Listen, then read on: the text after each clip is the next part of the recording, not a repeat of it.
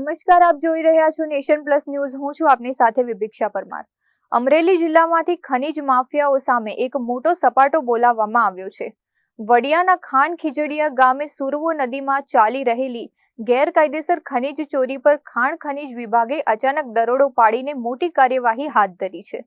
અમરેલી જિલ્લા ખાણ ખનીજ વિભાગને ચોક્કસ બાતમી મળી હતી કે વડિયા તાલુકાના ખાન ખીજડીયા ગામ પાસેથી પસાર થતી સુરવો નદીના પટમાં મોટા પાયે ગેરકાયદેસર ખનીજ ઉત્ખનન અને ચોરી થઈ રહી છે. બાતમીના આધારે ખાણ ખનીજ વિભાગની ટીમે દરોડો પાડતા ખનીજ ચોરીમાં લીન ભૂમાફિયાઓમાં દોડધામ મચી ગઈ હતી. દરોડા દરમિયાન અધિકારીઓએ ઘટના સ્થળેથી ખનીજ ચોરીમાં વપરાતું એક જેસીબી મશીન અને 2 ટ્રેક્ટરો રંગે હાથ ઝડપી પાડ્યા હતા. ખાણ ખનીજ વિભાગે કુલ રૂપિયા 23 લાખનો મુદ્દામાલ કબજે કરીને આગળની કાયદેસરની કાર્યવાહી માટે જપ્ત કરેલા તમામ વાહનો વડિયા પોલીસને સોંપી દીધા છે. ખાણ ખનીજ વિભાગની આ અચાનક કાર્યવાહીથી પંથકના ખનીજ માફિયાઓ અને ગેરકાયદેસર ઉત્ખનન કરતા તત્વોમાં ભારે ફફડાટ ફેલાઈ ગયો છે. Dharmesh Mehta, nation plus news, Amreli.